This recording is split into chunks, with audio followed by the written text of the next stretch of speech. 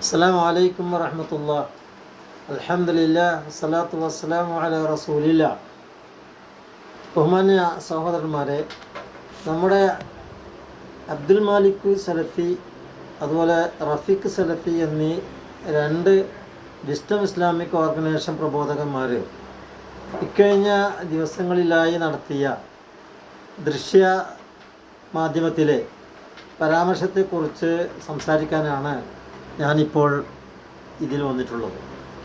ഈ വിശുദ്ധ റമദാന് 1-ാം തീയതി സന്ധ്യക്ക് ശേഷം മുസ്ലിം ലോകം കണ്ട് ബോധ്യപ്പെട്ട ചന്ദ്രക്കലയുടെ വലുപ്പം ഇവരെ വല്ലാതെ ബേജാറാക്കിയിട്ടുണ്ട്.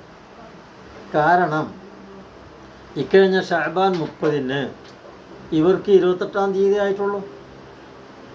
അതിനാൽ പിറ്റേ ദിവസം 29 എന്ന് സ്ഥിരീകരിക്കൽ അവരുടെ സംഘടനാപരമായ താല്പര്യമാണ് എന്ന കാര്യം സർവ്വ മനുഷ്യർക്കും ബോധ്യമാണല്ലോ.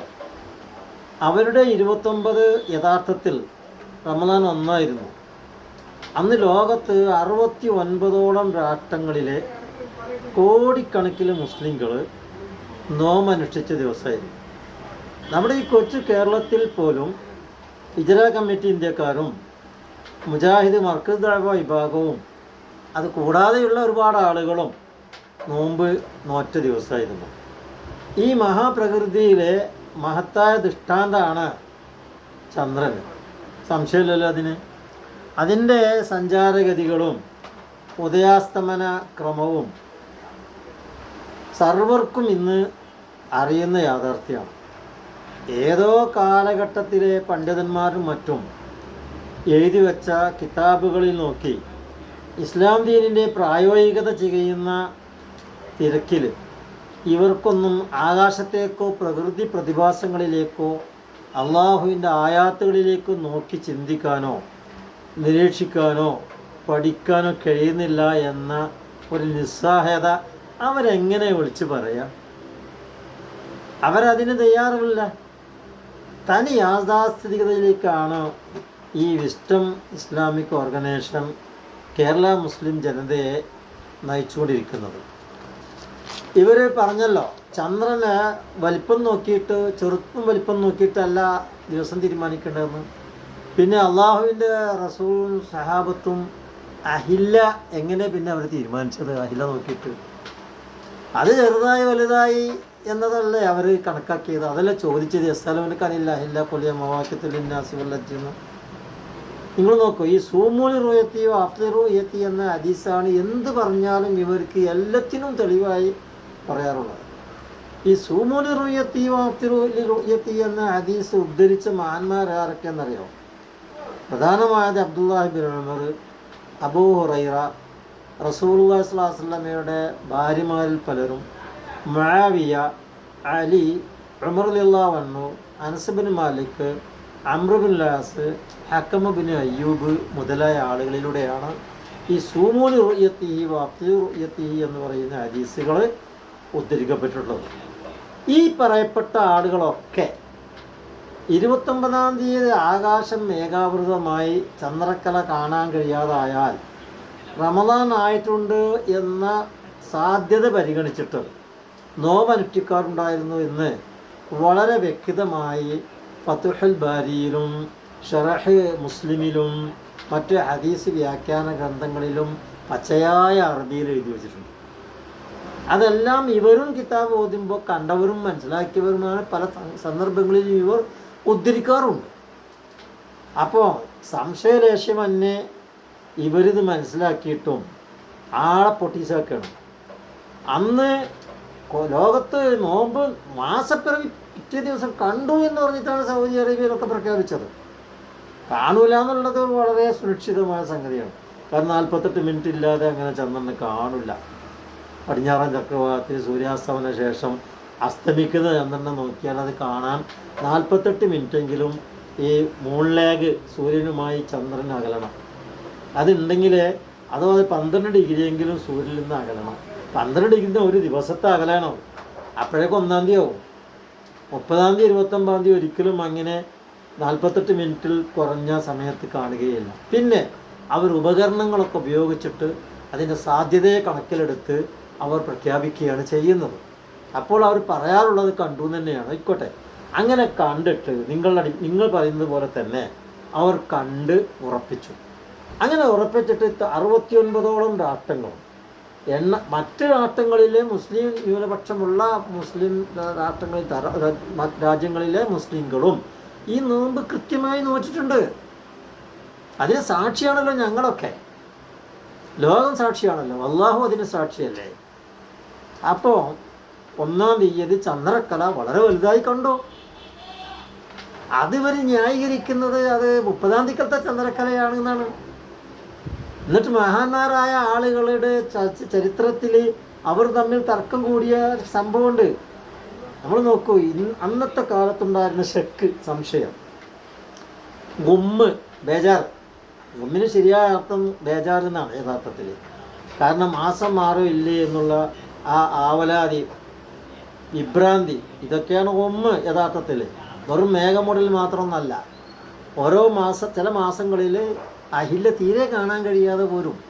അങ്ങനെ കാണാൻ കഴിയാത്ത മാസങ്ങളിൽ ബേജാറാകും, ഈ മാസം എവിടെ എത്തി തീരുന്നത്. അങ്ങനെയാണെങ്കിൽ അവർ എണ്ണി 30 കണക്കാക്കാനാണ് റസൂൽ ഒരു പരിഹാര മാർഗം നിർദ്ദേശിച്ചത്. ഇമാം ബുഖാരി റഹ്മത്തുള്ളാഹി അലൈഹി റിപ്പോർട്ട് ചെയ്തത് വൈൻ ഉബ്ബിയ അലൈക്കും, നിങ്ങൾ മേൽ ഉബ്ബിയ എന്ന് പറഞ്ഞാൽ എന്താണ്?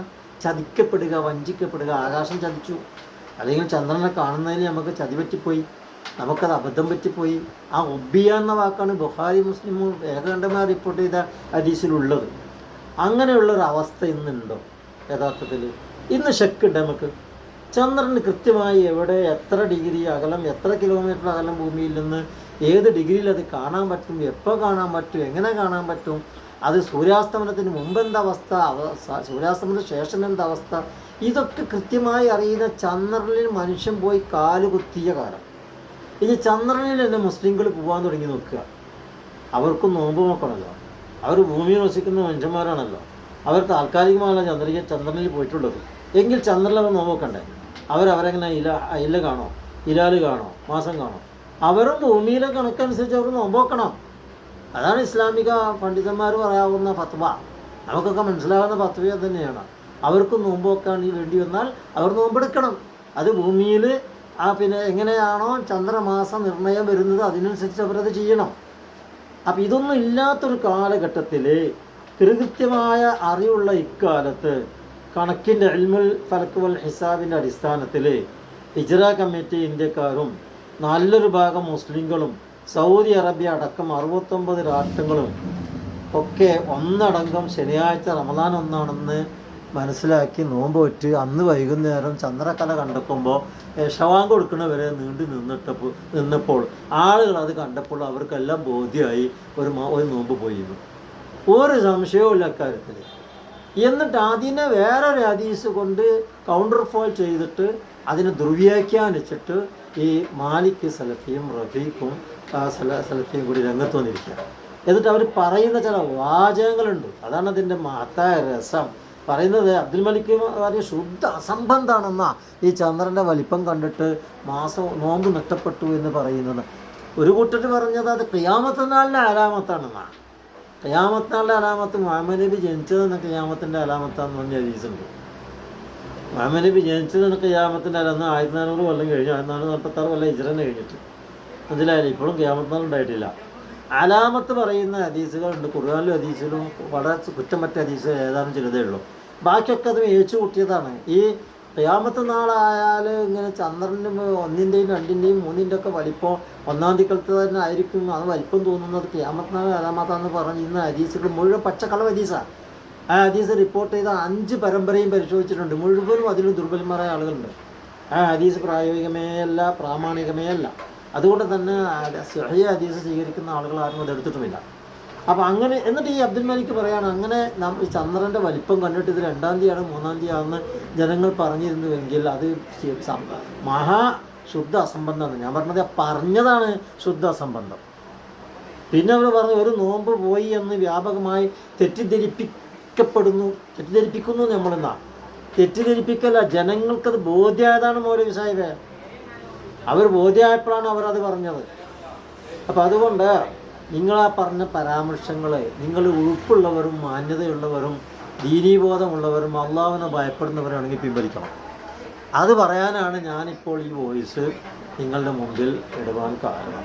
അപ്പോൾ ശുദ്ധ അസംബന്ധം പറഞ്ഞിട്ട് ബാക്കിയുള്ളവരോട് ശുദ്ധ അസംബന്ധക്കാരാന്ന് പറയുകയും മറ്റുള്ളവർ തെറ്റിദ്ധരിപ്പിക്കാൻ ശ്രമിക്കുകയും ചെയ്യുന്നതെന്ന് പറയുന്നത് നിങ്ങളുടെ തന്നെ പോക്കറ്റിൽ കിടക്കട്ടെ. ഇസ്ലാമിക മുസ്ലിം പണ്ഡിതന്മാരായ ആളുകൾ നിങ്ങളല്ലാത്ത ലോകത്തെമ്പാടുമുണ്ട്. ഇൽമ് ആർക്ക് വേണമെങ്കിലും പഠിക്കാനും മനസ്സിലാക്കാനൊക്കെ കഴിയും. കിതാബ് ഓതിയിട്ട് അതിൽ മാത്രം പെരണ്ട് മറിയുകയും പ്രപഞ്ചത്തിലേക്കൊന്നും കണ്ണ് നോക്കാതെ സുബ്ഹാനക റബ്ബന ഖലഖത ഹദാ ബാത്തില എന്ന് പറയുന്ന കൂട്ടത്തിലേക്ക് നിങ്ങളൊന്ന് പേടിയും, ഒന്ന് ആകാശത്തേക്കൊന്ന് നോക്കിയും ചന്ദ്രനൊക്കെ നിരീക്ഷിക്കുകയും എന്നിട്ട് അള്ളാഹു റസൂൽ ചെയ്തതുപോലെ മാസനിർണയം നടത്തി അപ്പോൾ ജനങ്ങളെല്ലാവരെയും നമുക്ക് ശരിയായ വഴിയിൽ നയിക്കാൻ പറ്റും. അതാണ് എനിക്ക് ഈ സന്ദർഭത്തിൽ പറയാനുള്ളത്. അള്ളാഹു നമുക്കെല്ലാം സന്മാർഗം തന്ന് വിവേകം തന്ന് അനുഗ്രഹിക്കുമാറാകട്ടെ.